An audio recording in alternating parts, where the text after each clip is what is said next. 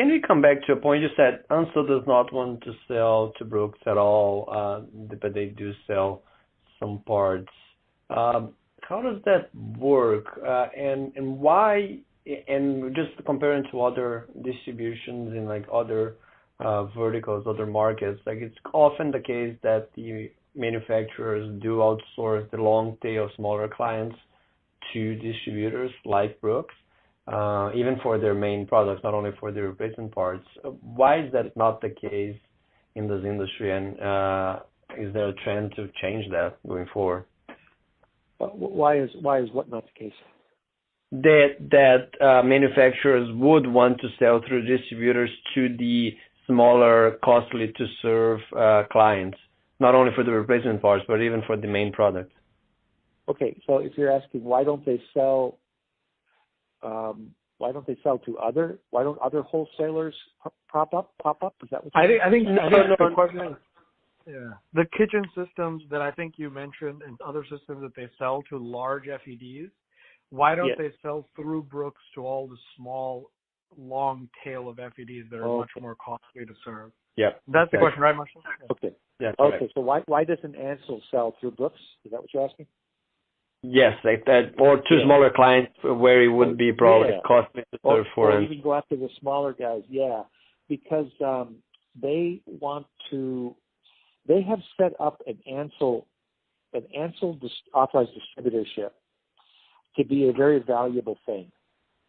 So they want to keep it they want to say, if we have anointed you and you're an Ansel distributor, you're going to have access to the kitchen system and you're going to get McDonald's and all these changes. It'll be great business for you, but we can take it away. Now, if they set up smaller guys, then those smaller guys will be poaching that Ansel distributor, and that will reduce the value of that Ansel distributorship.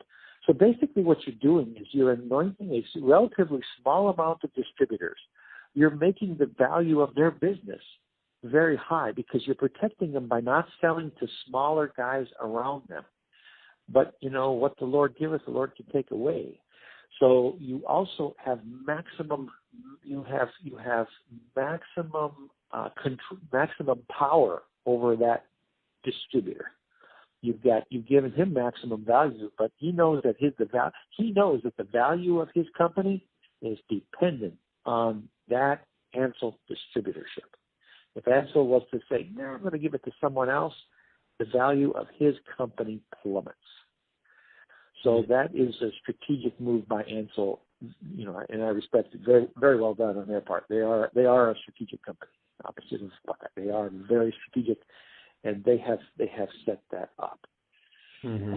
But just so I understand, that's more about who you give the license to, but not necessarily about Ansel fulfilling the orders, right? Because it could still be the case that Ansel controls who can buy the products, but they can say, hey, Brooks, you can go and actually take the order and deliver the product as long as you can show me that the guy is authorized, right? Why can that happen? Oh, why can't Brooks be a logistical arm of Ansel? Is that what you're asking? Yeah, that's pretty much. Good question. Yeah, that's a good question. Could Brooks and Ansel develop a relationship so that that Brooks is a logistical arm of Ansel and gets paid a commensurate for that? I think they could do that. I don't see it wouldn't hurt Ansel's customers. It would actually help them. I don't know how much value that would have because Brooks does sell Ansel parts, but there are, I think there are key components, probably a tank in a kitchen system, for instance. Last I've heard that they weren't selling the tank, so you couldn't install an Ansel system without a tank. So you can get some parts to service it, but you can't. Mm-hmm. And of course, they're also playing multi-dimensional chess. Ansel is because they have simplex Fresnel outlets, and that's a very difficult thing to manage. That's a very difficult thing to manage. And by the way, just as an example, when I was the president of Badger, Simplex Grinnell was my biggest account. Think about that. They're owned by